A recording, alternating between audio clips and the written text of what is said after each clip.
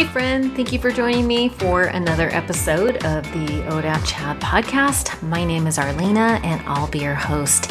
Today we're doing a step work call and we're doing step 3 with Laura. We're actually working out of A Woman's Way Through the 12 Steps Workbook by Stephanie Covington. She's a PhD. If you would like to purchase a copy of the book, you can find it on Amazon. You can find the link to it on my website at odatchat.com. And yeah, so we're going to be doing step 3 with Laura. And she asked a very important question at the end, towards the end. And her question was along the lines of, how is doing all this step work going to help me stay sober? And I just thought, it just hit me like a ton of bricks that was such an important question to ask, because I hear it a lot in online 12-step groups and in meetings where people are talking about the problem, right? They're talking about the drugs and the alcohol. They're talking about the problem, but you don't find the light by continued investigation of the darkness. At some point, we get what the problem is, right? Can't stop. That's the problem. But we don't need to keep talking about that. We need to start talking about the solution. And the solution is about dealing with our feelings that make us want to drink, right? It's the compulsion to drink is driven by the feelings that we don't want to deal with, right? So my encouragement to you is to submit to the steps, do the self-examination process so that you can connect with these feelings, give space to these feelings, and resolve them, right? Let's resolve the resentment. Let's resolve the negative feelings that drive you to drink or use. And then let's go out and have some fun. I mean, we don't get sober to not have fun. I mean, people who have recovered, they're the funnest people I know, right? Anyway, that's kind of my lecture for the day. Let's focus on the solution. The solution is about self-examination and getting to the root of the problem. It's about causes and conditions. So, anyway, Laura is on step 3. If you haven't heard steps 1 and 2, you can find them on the website at odatchat.com. You can also find them on iTunes, Google Play, Spotify, a bunch of different places. And if you don't have access to any of those, you can subscribe to the newsletter and just have a link delivered right to your email inbox. So you can subscribe to the newsletter at odatchat.com as well. And there you have it. That's all I got. So I hope that helps. I hope you enjoy this episode with Laura. If you have any questions for me, you can email me at arlena@odatchat.com. All right, there you have it. Enjoy this episode and let me know what you think. Have a great day. All right. Well, Laura, thank you so much for joining me on the ODAT Chat podcast. Thank you for having me. We're doing step 3. You are just cruising right along. Yeah, this one was a tough one. This one was tougher for me than the first 2. Really? Mm-hmm. Yeah, there were a lot of things on this sheet that I really had to think about. And even so, I'm not sure that I wrote down an acceptable answer. Oh, well, don't worry about that. I mean, whatever comes up for you is what's supposed to come up. It's like, we'll just start where you are. And, that's the point of the exercise, right? Is it gets you thinking about things that you may or may not have thought about before. And it did. So that was good. Yeah.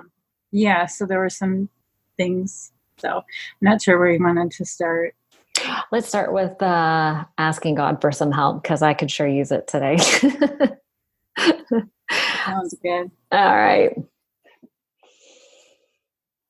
Dear Father, thank you very much for this time with Laura. I just pray that you guide our minds and our hearts to be led to whatever it is that you would have us learn today. And I'm just so grateful for this time.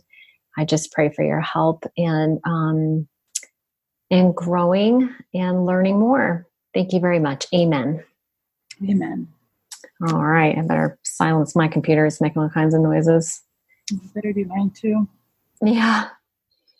Okay, so we're doing step 3, which is made a decision to turn our will and our lives over to the care of God as we understood him. So the reading is the Big Book, Chapter 5, How It Works, pages 58 through 63. And it says to the last paragraph on the page. So you were saying that you struggled with this exercise. Why, what were you struggling with? So the part where it talks about like having control over situations, I really had a hard time with coming up with examples, concrete examples from my life that I could use to answer that. So the question says, look up control in the dictionary and list 2 to 5 techniques that you use to control people, places, or things. Okay. Mm-hmm. So control is the power to influence or direct people's behavior or the course of events. I get that, but I don't even know what controlling a place would look like. Do you know what I mean? It's just, I get controlling people, I get controlling things, maybe even situations, but that one for me, I couldn't think of an example. Yeah, then, I think the first thing that comes up for me is like work or home, and that might be a little too high level, but let's just work with what came up for you, because whatever is coming up is probably what needs to be addressed. More needs to be addressed. Okay. Yeah. And maybe I had such a hard time with this one because really, I don't feel like I have any issues with controlling people, places, or things. And I think that was something, I don't know if I shared this with you, but my mom died 5 years ago, and it was very sudden. And up until that time, I hadn't dealt with any tragedies in my life. So it was really a profound event in my life. And since then, I feel like I kind of gave control to everything else. I don't care to control things. I don't care. I used to get upset early on in our marriage when he would go to his parents' house on Sunday. That's a normal thing for kids to do, is to go to their parents' house on Sunday to have dinner. Well, I wouldn't really want to go over there. So he would go, and then I would just be happy at first because I had the house to myself. But as time went on, I'm starting to think, oh my gosh, well, they're probably talking about me. And then I have all these negative, horrible feelings. And then I'm really ticked at him because it's been 4 hours and he's still over there. And so that type of situation, I would try to control, because I would, maybe call him and be like, hey, I need you to come home, things like that, because I'm unhappy. Whereas and I think it was probably that horrible event that turned me around to where I am not like that at all. I don't know, it's hard to explain, but say he goes to his parents' house for dinner on a Sunday and I don't feel like tagging along, I don't feel like going. So I stay home, but no part in my mind is ever even thinking that he's talking about me or being malicious. And I think that's what it was more before, just not thinking that he's doing things intentionally, which wasn't the case, and it's not the case. But so maybe that's my problem, is that really I don't think that control is really an issue for me at all. So I came up with a couple examples, and I don't really even think they apply. One of the things I said was, sometimes, and people who are listening, I hope they don't judge my parenting skills because this sounds really bad, but sometimes I'll bribe them to go for a walk with me or ride their bike with me. For example, sometimes I'll tell my oldest son, he loves Burger King and I hate getting Burger King for him. But I'll be like, okay, well, if we ride our bikes up to Burger King, we can go have lunch at Burger King, So that to me is kind of manipulating the situation to control it. Okay. That's one of the examples that I came up with. That's a pretty good one. Let me ask you a couple questions. So, in regards to your husband, it's you're not feeling up to going to the Sunday dinner thing. And but after a certain amount of time, you want them to come home. Yeah, that was previous me. That was me Okay. a long time ago when... Before your mother died? Yeah. So, and then after your mother died, do you still not go, or? It's not a regular thing. He doesn't go that often. He goes, sometimes I do go and sometimes I don't. It just depends on what I have going on. Sometimes I have work to do to catch up on, and then I'd say, well, I'm just going to stay home and do my work. It's more of being just a healthier person, like just more healthy with my relationships, I guess, and it was never fair for me before to act the way I did, but it was me controlling the situation. That's what I was thinking of as I read that question. Okay. That to me is what controlling looks like. Yeah, it's interesting that they, in the exercise, they say people, places, or things, as opposed to, how are you controlling how did you try to control your drinking? You know what I mean? Is that what they were going for? Because I could answer that in like 3 seconds. I know. No, I think they're asking about how we control people, places, or things, because those are the reasons typically, those are the stressors, right? Like there's stressors in life. And then we try to find ways of controlling those things instead of managing our feelings around them. Is what I think. Yeah, you know what? You're right. And I can make a connection with the reading where they give an example of somebody going through life as they're like the creators of a play, and they're trying to orchestrate the lighting and the sound and the characters and all that, and trying to control everything. So that's what that makes me think of. And that's. Yeah, I mean, it's oftentimes it's like, I think everybody's had that experience where they would just be like, God, if these people would just act right, then everything would be okay. And what we're really saying is if these people behaved in a way that I deemed appropriate according to my standards and my rules, then I would feel at peace. I would have peace. So what I know about you is that you have some family dynamics that are very stressful, right? With it's your sister-in-law, right? Yes. Yeah, with your sister-in-law. And I would imagine that dynamics, spins out and affects your husband and your in-laws and the kids involved, your kids. And so controlling is about, how do you process that situation? Are you laying down the law with your husband about certain things, or the kids, or do you have demands, or, where is the stress coming from in your life, really? And typically what we try to do to manage the stress in our lives is control things, asserting our will over other things. And so instead of maybe dealing with the root cause. So I think that's the whole point of this exercise is, what are our control mechanisms around things that are stressing us out, that are not healthy, that might end up leading us to feel actually like more wound up, tight. And then once we get into that place, it's like, well, how do you get out of that? Well, drinking sounds like a good idea at that point. Because what we're looking for is relief from all the stresses that we feel. So it's really what is causing you the stress, and then how do you attempt to control it? So maybe stopping that before it gets to that point to where you feel like you're out of control.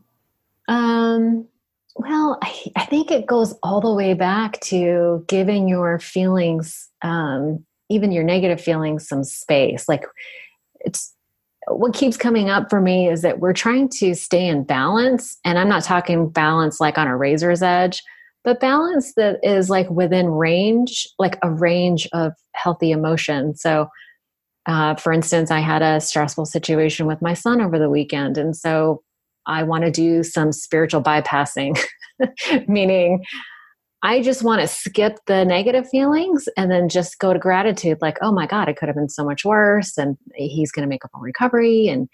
But what I actually feel is stress about what could have happened, or sadness about the kind of pain he's in, or, you know what I mean? It's like, oh, the bills that are going to come from this. It's like, but I don't want to dwell in that either. So in your life, when a situation happens, like some sort of family dynamic, that those are typically the stress. It's either like finance or romance or family, like what happens to you? What happens to you when you get stressed out? How do you attempt to control it? Because typically we don't feel our feelings, right? We try to control it instead. Like we get all fearful.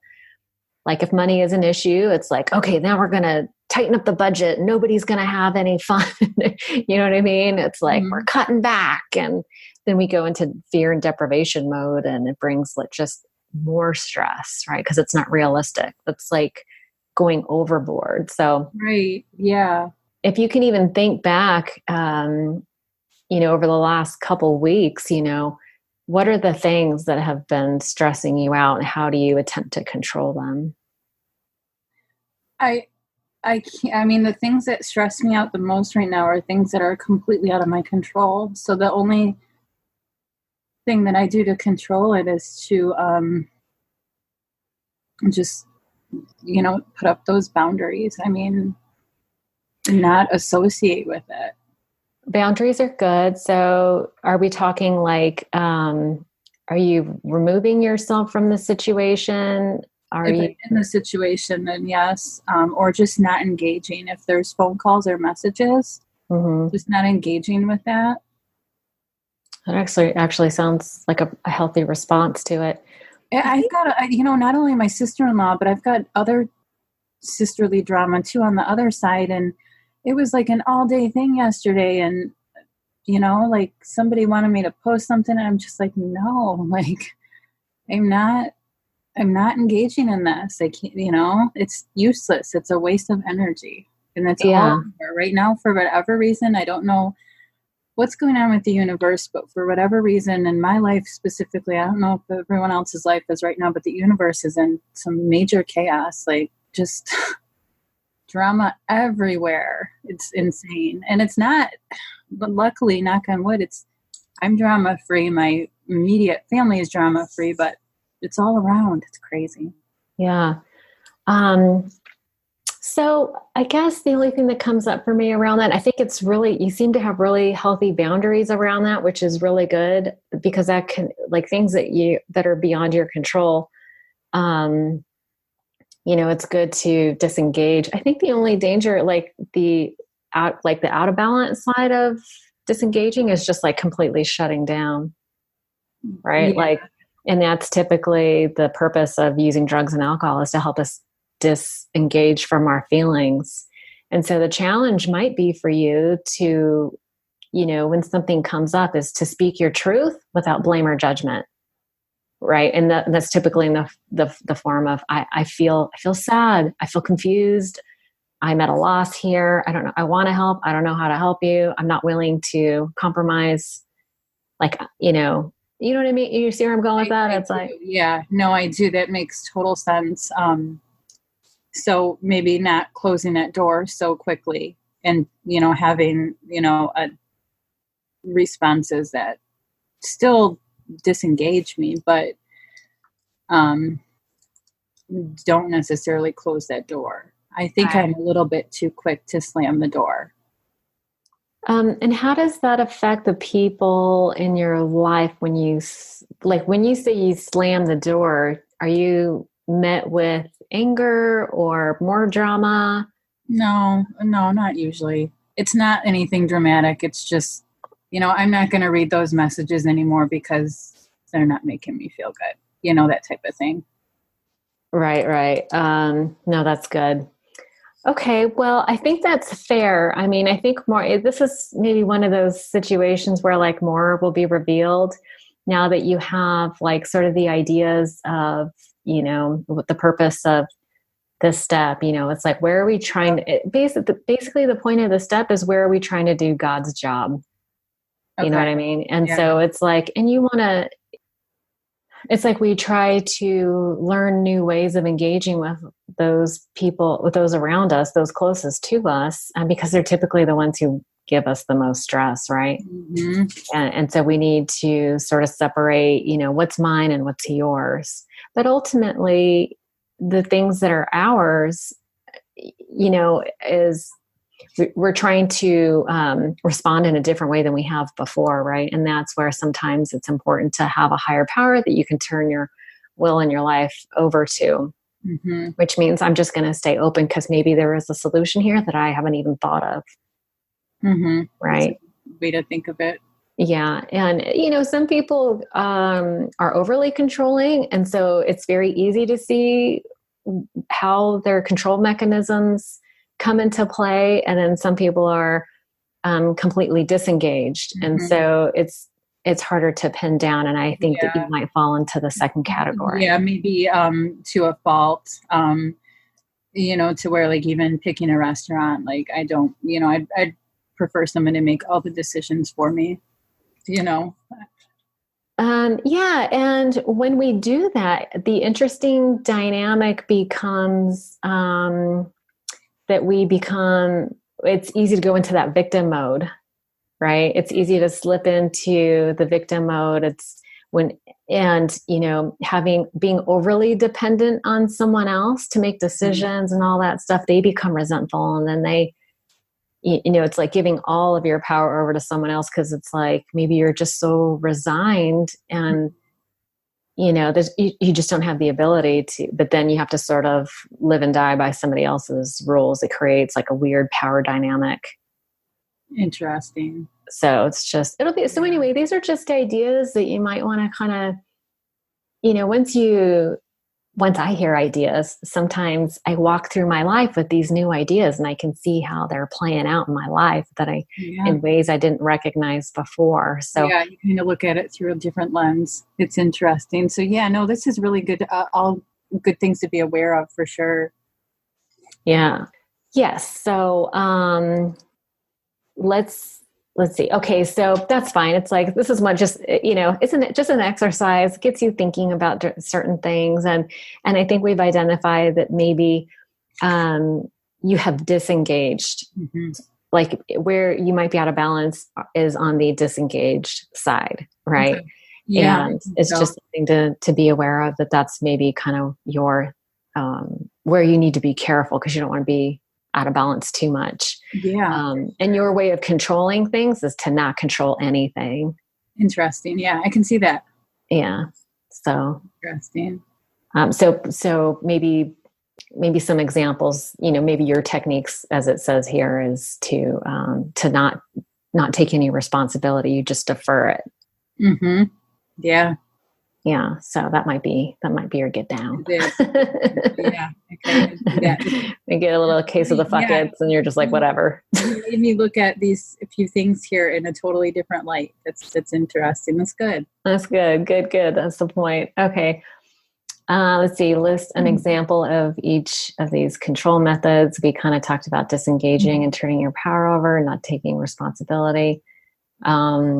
Explain what you imagine would happen in each example if you're unable to control it. So maybe in this case, what would happen if you tried to control the situation? Do you even know what you want in these situations? Like, no. I feel like you've so disengaged. Like, do you even know what you want anymore? Like, it sounds like you are resigned. I think so. No, I don't know what I want anymore. Yeah, that makes sense, right? Like, it does. And that's probably, if we track it all the way back, you mentioned your mom dying 5 years ago, and that must have been, it sounds like it was unexpected. Is that right? Yeah, completely unexpected. So, and you and your mom were close? We were. I mean, we never had the relationship to where we call each other like all the time. We're not big phone callers, but we'd see, she lived like 20 minutes away. She worked a lot, so we were just very busy, but, I would see her every couple months, and, we had a good relationship. She died July 3rd. Oh my goodness, it's coming. We all had plans to go up north, and my family, my husband and my sons, went up like on a Tuesday night, a couple days before the 4th. And then we got the call the next day that she was, she went to the hospital and has to have emergency surgery. I mean, her car was already packed up to go on vacation. She had toys for all the grandkids in her car. And she made it through the surgery, but then she ended up passing away the next day, which was July 3rd. So yeah, it was just completely unexpected. And like I said before, I'd never lost somebody besides a grandpa who was old, and it was pretty bad. Well, isn't that interesting that we are doing this on June 27th, just before the anniversary of your mother's death? Yeah. You know, and it's not surprising to me that you might be a little detached, because I think even in your subconscious mind, you might be preparing yourself like a layer of protection to, avoid feeling the feelings that would naturally come up. Yeah, on the anniversary this week. Yeah, for sure. Yeah. It's, it's coming and it's going to be a heavy day, or I don't know. What did you do? What have you done in past years do you memorialize her in any way, or? Not usually. I mean, a lot of times, she bought a cabin up north a year before she passed away. So a lot of times we'll go up to the cabin, and then, there's the 4th of July parade up there. And so we're usually with family, and we usually go to 4th of July things. And, other than that, we don't have like a ritual or a routine to memorialize her or anything like that. So yeah. Well, I wonder if you sort of set aside some time where you remember your mom, light a candle for her, maybe set aside, some time to look through pictures, or just think about her and allow whatever feelings you might have to come up. And, like a set amount of time, like, I don't know, a couple hours, an hour, I don't know, but like whatever you think is appropriate, to be able to talk about her. And that way it just gives you like a little bit of defined space to allow those feelings to come up and be addressed and processed to resolution. Right. Right. Mourning is one of those things. It's like waves that come unexpectedly. The feelings come when they want to. And what I found is interesting is sometimes, like in grieving, like the feelings come up when I'm the most supported and when I'm the strongest. That's when the feelings tend to come up. It's interesting. Yeah. So anyway, just keep that in mind. And that's a good idea. Yeah. And maybe because what I know for sure is that when I don't deal with my feelings, they come out sideways. Yeah. And I'm so disconnected from my feelings that, not only do they come out sideways, I mean, it's just better they are going to be there. They aren't going to just disappear. They either wait for you or they come out sideways. So it's better to just give them a little space and resolve as they come up. So anyway, there's just some ideas on how to, because it was interesting. That was almost the first thing you talked about is. It must be on my mind.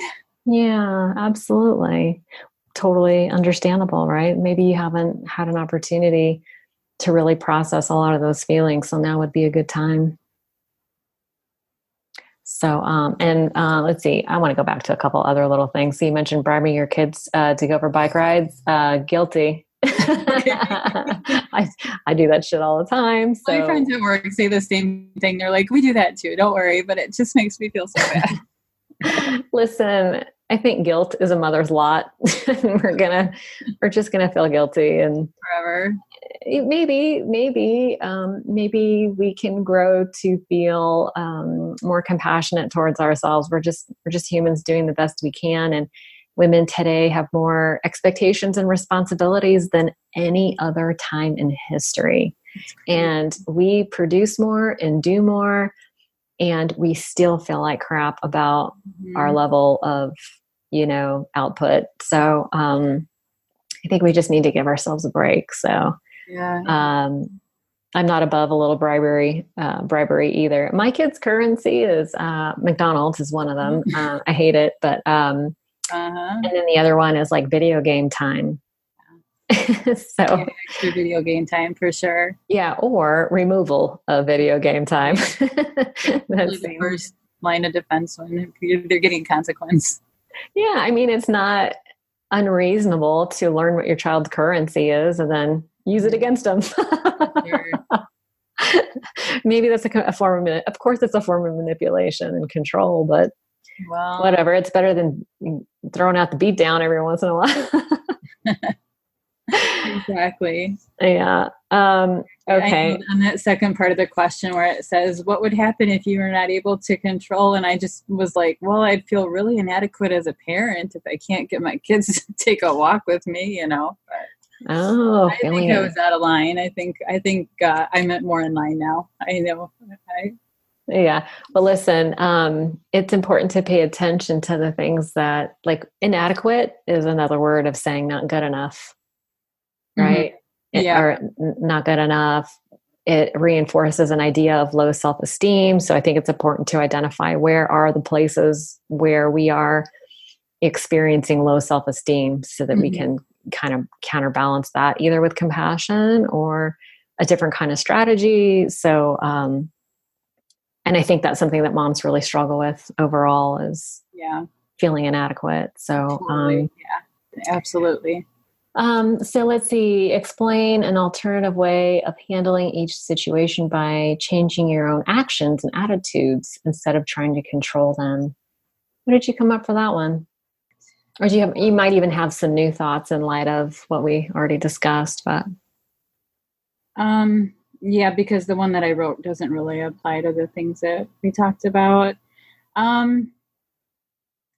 I think maybe what you said, just, reaching out a little bit more when certain situations come up instead of just, like blocking the door, just maybe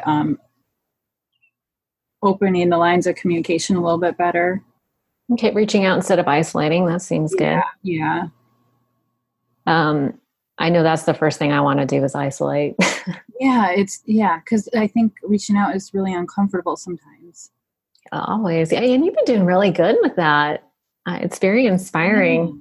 I had like 4 wellness. No, you don't call them wellness calls. Willingness call, being willing. Can I just call them wellness calls? Because I cannot get willingness through my head. They're wellness calls. They make me feel well. I mean, you can call them whatever you want. I don't care. But I call them willingness calls because it's about me being willing to do something I don't want to do. And so much of recovery is me doing something I don't want to do and not doing something I want to do. Mm-hmm. So it's about, where's my willingness today? I'm turning my will and my life over to the care of God. So where am I? And I just need constant reminders to be willing. Yeah, those calls are really hard to make. Oh, aren't they though? So I talked to 4 girls, 4 girls in between 2 days ago. So awesome. And we all had really great conversations. I mean, each call was at least minimum like 30 minutes long. We had great conversations, but I don't know why they're so anxiety provoking. Like, oh my gosh. It's crazy. It's self-centered fear, right? It's like, what am I going to say? I am going to be interrupting somebody. I'm not, it's like, it's all I. Mm-hmm. And what we don't think about is, I love getting phone calls. I love being useful to someone else. Right. We don't think about that at all. We're not thinking about other people. We're just thinking about ourselves. It's self-centered fear. But that's the point of the exercise, is if you have the courage to break through that fear and pick up the phone and call, not text, but you pick up the phone and call somebody and actually hear a live voice at the other end, you face the fear and it disappears. I did it today myself, to be honest. I was inspired by all the stuff that you're doing. I'm a newcomer in my community. I don't know anybody. I had to do some. I was terrified. Oh my gosh. That's great. That's right. Because you just moved and you moved states, right? I did. I moved out of state and I need to get to know the women in my community. And I have tons of people that I could call back home, but I need to start reaching out to some new people. And it really did give me a whole new level of empathy and compassion for everyone who's just starting. And I am asking you guys to do these things. I have to be willing to do them myself too, right? So it was just kind of funny. I was like, ugh. So I finally picked up the phone and made some calls. Great. That's awesome. Did they all go good? All really good? Yeah, they went well. It's like I left a couple messages. They called me back. We had these nice conversations. I mean, everybody gets it, right? It's like we all know the deal. I had so many different aha moments talking to these different women who are all in like pretty much different places in their sobriety, and some are a lot different than me, and some are a lot like me, and some are both, and just so many things that were said that were like, oh my gosh, I can so relate to that. Yeah.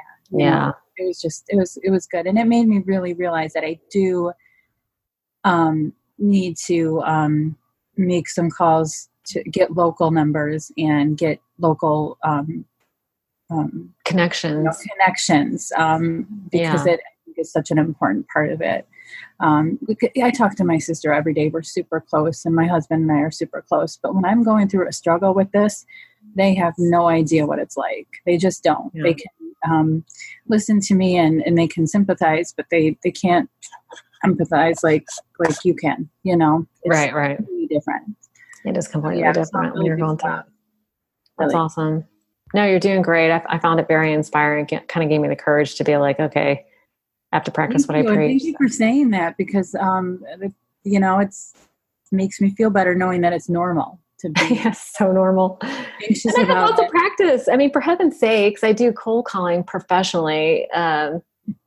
Right. Often, but yeah, I mean, that's my job, is to get on the phone and call people. So, but when it's personal, it's totally different. Yeah, totally different. And I can...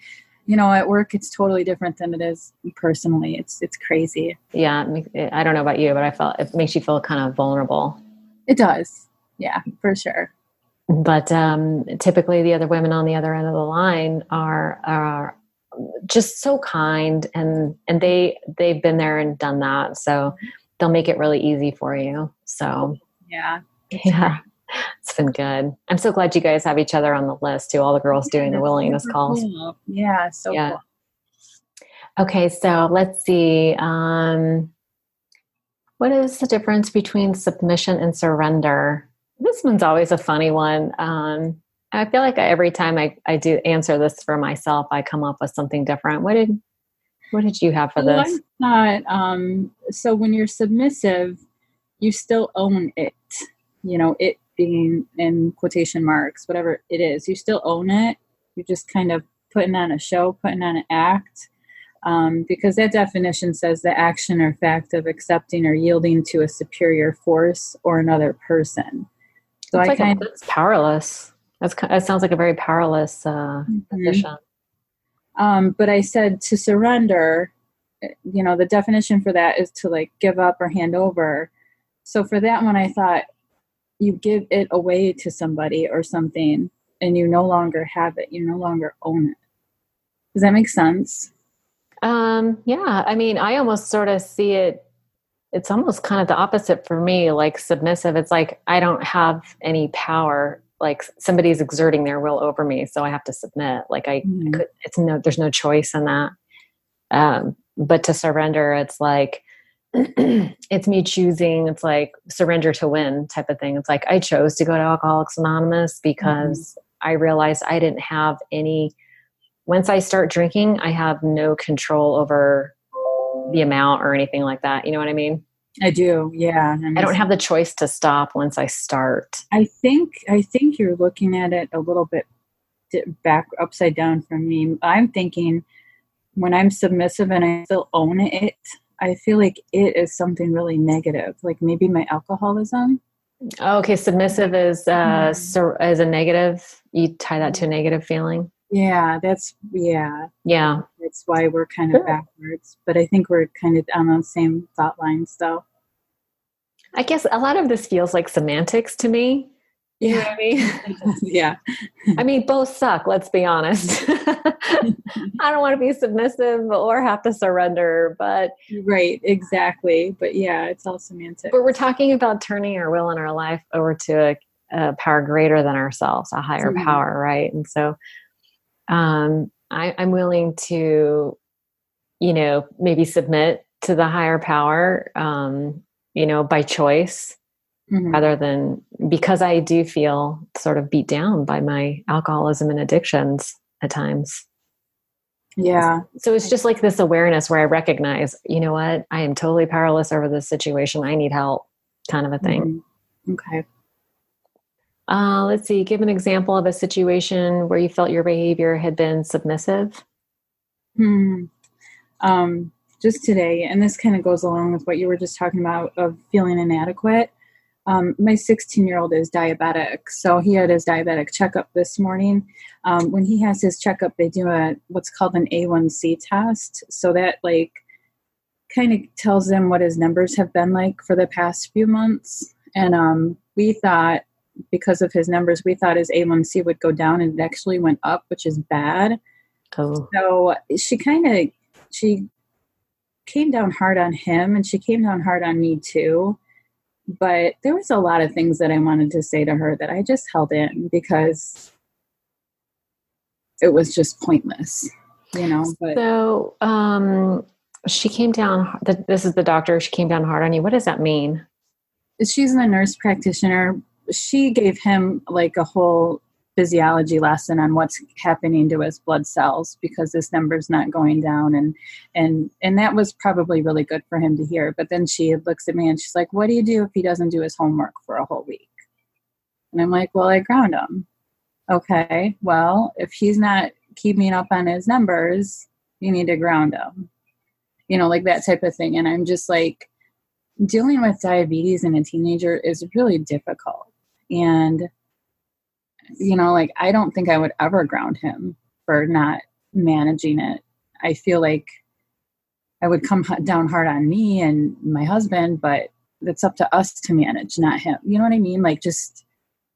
So I just stayed quiet, and instead of saying how I really felt, I just listened and was like, okay, Right. Cause you just wanted to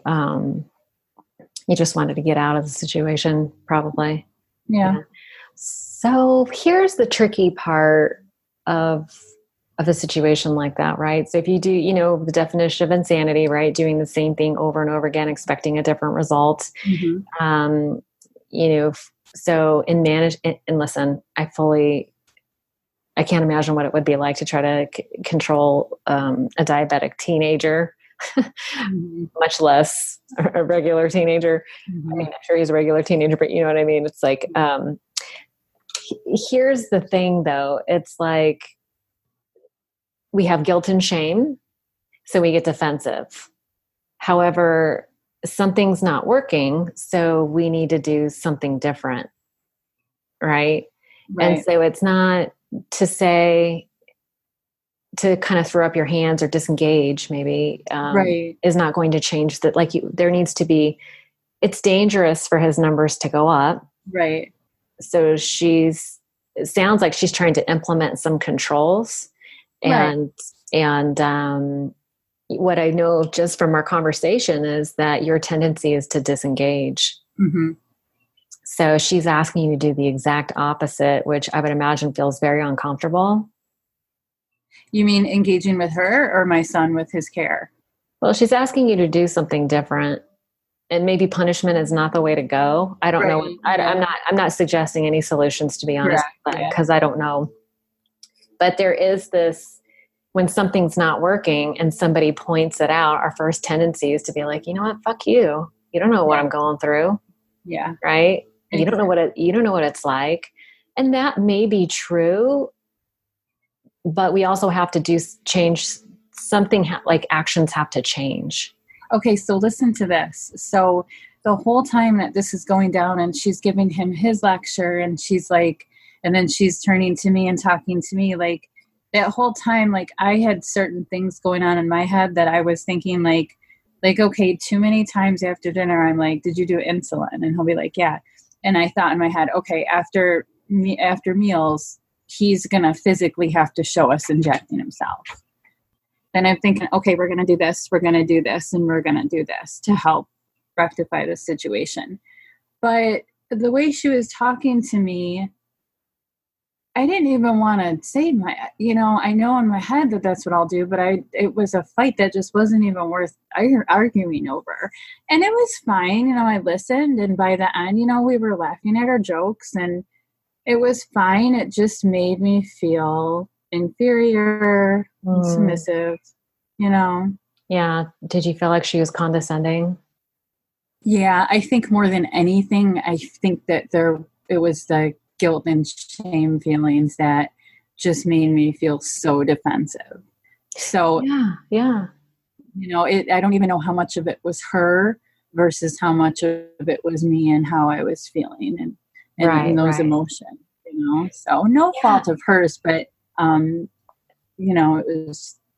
Well, and here's the thing. You're not going to be able to control what somebody says, but you can certainly control what you say. And I wonder, like, if you just owned your guilt and shame and said it out loud, man, that diffuses the situation. That totally changes the energy in the room because you're displaying some vulnerability, but it absolutely takes the power out. It's like, wow, when I hear you say that, I feel so guilty and I feel embarrassed. You know what I mean? It's just fucking call it out. Say what it is. Because it's like our pride and ego that wants to be defensive. It's like, I'm not guilty. But at this inside, it's like we do feel guilty, which is why we're saying we're not guilty. And then we lash out or we get all defensive. I totally see that. It's hard to be objective when we're emotional is the thing. It's like objectively... Talking about this, I feel like the next time I'm in one of those situations, I feel like hopefully I'll look at it a little bit differently. I suspect that you will. Yeah. So sometimes we just need to know what the other options are. In my mind, everything is black and white. It's either I submit or I fight with you. But in my, it never occurs. It never occurred to me I could speak. It never occurred to me before to just be honest about how I was actually feeling. Like my knee-jerk reaction is to pretend that I'm not feeling anything. Pretend you're okay. Yeah. Pretend I'm okay just to save face. Yeah. But gosh. man, I've been in situations where I'm just like, I'll just call it out. And people are so unaccustomed to others being honest about their feelings. It really throws them off a little bit. It's kind of funny. Interesting. But It does take the wind out of your sails. I mean, when people sense resistance, I think the tendency is to lean in and push more. Mm-hmm. But when you just acknowledge, yeah, you're right, man, this has been really challenging and I don't know how to control my child. And this is a scary situation. And it's just interesting how the energy changes and people seem to be more compassionate when they get that you understand how bad it is. Yeah. And she wasn't mean or probably not even condescending. She was nice about it. You just felt guilty. Yeah, I did. Yeah. Man, it's tough being a parent. It is, man. It's the hardest job around. The toughest job is worse than the Peace Corps, right? The toughest job you'll ever love. I think so. Oh, that's funny. Okay, let's move on. So give an example of a situation where you felt your behavior had been submissive. Well, you just gave one. That was good. How could you have handled the situation by surrendering? Well, we just kind of talked about being honest about our actual feelings. What I wrote on my paper, I don't know. But now I do know. That's perfect. No, that's a perfect answer. So to just admit it, and admit how I'm feeling. And I can see that would just eliminate a lot of rotten feelings. So yeah. That's good. That's good. Okay. I like that. Good. Name a few instances of destructive selfishness in your past behavior. Did you write anything down for that one? It's number 9, right? 10. So going home early from a family party to drink, or driving buzzed for convenience, or putting my kids to bed hastily so I can get back to the drink. Those are the things that I came up with. Okay, those are good. Very, very, very typical. Yeah. I mean, not fun when you look back on it when you're sober, but very, very typical things I've heard. List 3 ways you can improve your own sense of self by practicing healthy selfishness? So I put by taking time daily for exercise and meditation and reading. That was my number one. And the number two, by setting and evaluating my goals frequently. And then number three, keeping up on my hair and nails and appearance. Sometimes in the summertime, it's really hard to. It really does make you feel better when you have like fresh hair. And I know. My mother-in-law used to always tell me, she goes, no matter how poor you are, always have a good haircut. It's the only thing that matters. No, it's not. But we got to walk around with our hair. I mean, it's so funny. It's like there's just something. We all have to have standards, right? Right. Exactly. No, self-care is really important no matter how you see it. So yeah, it's good to know like what's important to you. So yeah. Let's see, try to do one of these each day in the upcoming week and note them here or in your journal. So, okay. So yeah, the first day I wrote exercise, the second day I wrote reading, the third day I wrote exercise, and then the fourth day I wrote meditation, and then I journaled at the end of the meditation. That's awesome. Oh, that's a lot of good self-care. Yeah, I mean, it was just like real quick each day, but I think it was helpful. I'd like to do a couple each day, but I'll get there. Yeah, absolutely. Let's see, at the end of each day, write down how you felt, both physically and emotionally, after doing these self-healing acts. Okay, yeah, all of that made me feel good. After the exercise, I would feel free. After all of it, I would feel less stressed. I'd feel motivated after reading. I was reading a cool new book that was getting me motivated. What book was it? Gosh, what's it called? I've got this addiction of books, and like I'll go to Goodwill and I'll buy like 10 books. So oh God, I love books. I just went to Goodwill like 2 days ago and I bought so many books. So this one is like How to Slow Down to Life Speed, I think it's called. So it's like just slowing down to not having like a million windows open and not answering a million messages, and just slowing down and focusing on just, one thing at a time. So it was really good book. So I was feeling optimistic after that, and pumped after reading and exercising. So all of those things, sometimes it's hard for me to get started on them, especially the exercise, but man, after each one of these things, I feel so good. Yeah. I mean, what you're really talking about is like momentum.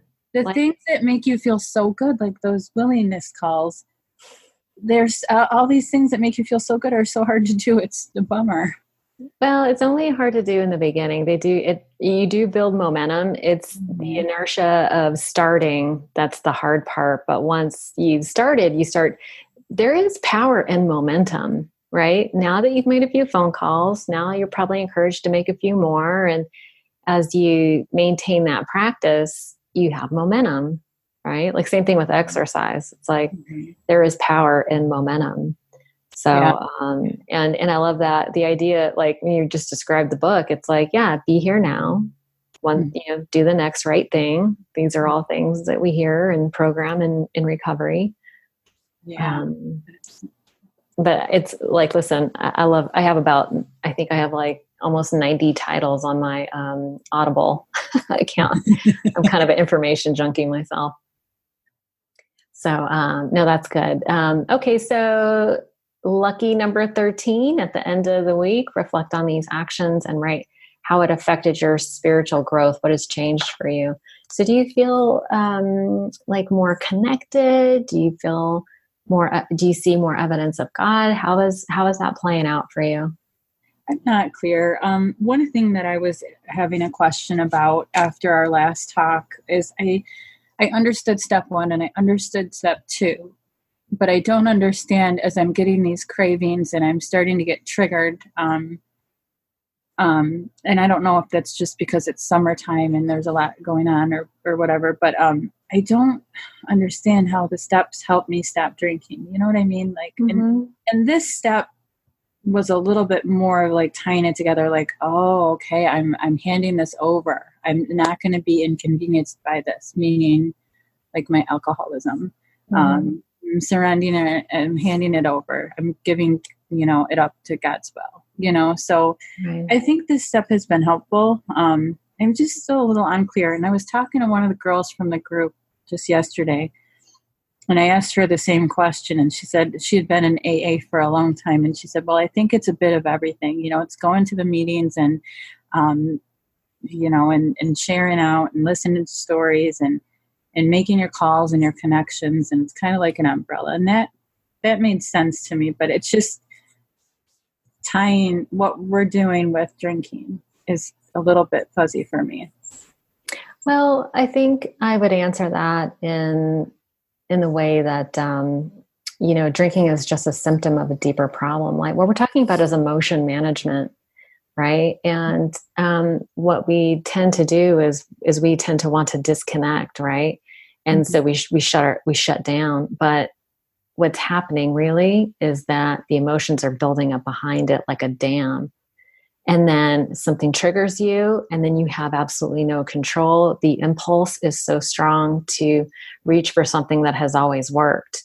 Mm-hmm. Whereas the other way of life is about dealing with the stresses as they come up and dealing with them and resolving them so that when a trigger or something does happen, you have a better chance of not reaching for that impulsive fix. Mm-hmm. Right. So it's, that makes sense. Yeah. It's something that happens slowly over time. For some people, it happens right away. But what we're doing really is we're trying to switch your thinking, right? Which can take a little bit of time. And with actions, we don't think ourselves into right living. We live our way into right thinking. It happens exactly opposite. I don't think my way into right living. Like you're taking actions and having an experience. It's a different cause and effect. You pick up the phone, you feel connected, you've resolved a fear. It's like you have a different experience. Mm-hmm. And so that becomes your coping mechanism as opposed to doing something like picking up a drink, isolating, and then feeling guilty, putting your kids in jeopardy, feeling, jeopardizing, compromising your health, spending a bunch of money. It's like, and lowering your self-esteem. So it's a different way of managing stress that doesn't have like a heavy price tag at the end of it. Yeah. That makes sense. Yeah. And listen, don't try to overthink it. It's like, there's this saying that if you work the steps will work you. Mm-hmm. And what you're doing is you're taking lots of action. And so just trust the process. Just trust that as you do these actions that feel unnatural and unsatisfying at first, as they become more natural and you get used to it, you start getting, it's cause and effect, right? That's why we're always talking, you can move mountains, but you better bring a shovel, right? Yeah. We have to take a bunch of actions. Mm-hmm. And so it's different actions, because if you keep doing what you're doing, you'll keep getting what you're getting. So we're just doing something new so that we can have different experiences, and it leads to sobriety. Okay. And that was my goal with doing these. So that's good. Yeah. Yeah. Good. Okay. So, all right. Well, listen, I haven't sent you step 4 because the sheets are kind of intense. Have you ever done an inventory before? Yes. I started one. I don't know if I ever finished. I didn't finish it. So let's do this. I'm going to send you the worksheets and we should probably have a discussion about it. But in essence, okay, we're on a podcast, but I'm going to draw you. Am I going to draw you a picture? Where's all my paper? Mm-hmm. I may not be drawing you. Hold on a second.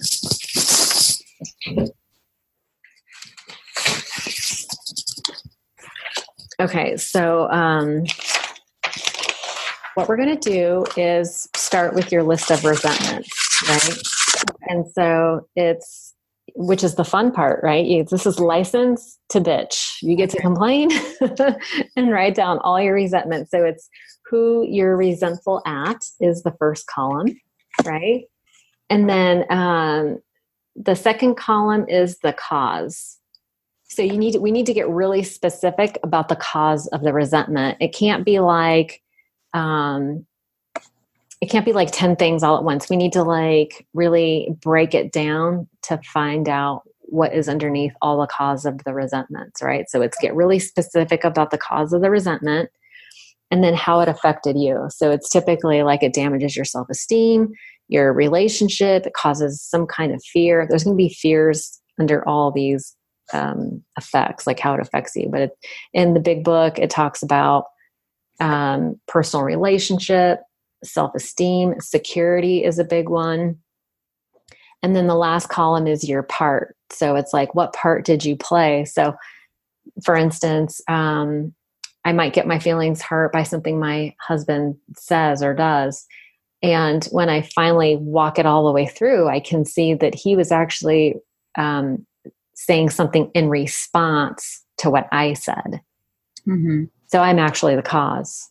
Mm-hmm. And he's responding, and I'm going to get all butthurt because, you know what I mean? Like, maybe I snapped at him and he like called me out on it, and then I got my feelings hurt. And it's like, well, maybe I shouldn't have snapped at him to begin with. Right? What's going on with me that I'm taking it out on him. Yeah. So it's just kind of interesting. Different way to look at it. Yeah. Yeah. So, and it's 4 columns. And typically what I do is you do one specific, and I'll leave, I should probably put these sheets up on the website, but it's who you resent out, specific cause, how it affects you, and then your part. Okay. I wrote that down too. So if you don't get it to me, I have it. Oh, okay. I'm just trying to, there's a lot of sunlight coming in right now and I can't really see the screen. That's why. Oh, okay. No worries. But I did write down everything that you said. Yeah. And in the homework assignment, it does tell you we're going to do it right out of the big book. Right. So we're not doing anything out of the ordinary. It's just, that's how it's outlined in the big book is the columns. And so start with one person, get through every reason why you're resentful. I'm going to have you do maybe one person and a couple of resentments. And then let's just check in to make sure that the process is flowing well for you. And then we'll turn you loose to finish the rest of it. And then we'll make an appointment to your inventory on the podcast. Should these be all current resentments, or like if there's something that happened a long time ago that's long resolved that I never think about, do I need to put that down too, or not really? You pray for guidance. I honestly don't know. Okay. It's okay, whatever. So if it's go with my gut.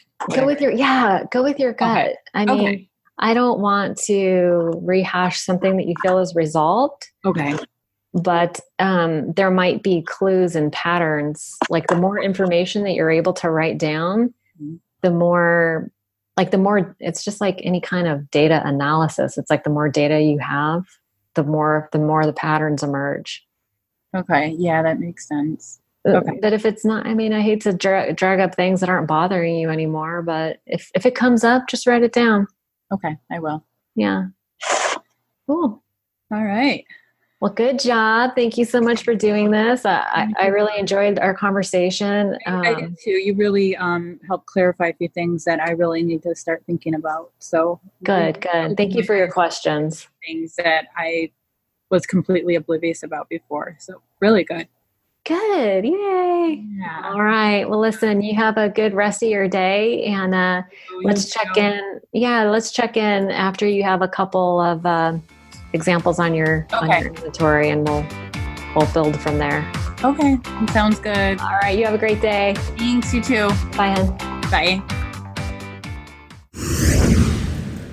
One last thing before you go, if you enjoyed the podcast today, please don't forget to subscribe on iTunes or Stitcher and leave a review. And if you'd like to make a donation to the podcast and help me keep the lights on, you can do so by visiting odatchat.com. There's a donation button or membership button on the right-hand side. Have a great day. Thank you so much for joining us.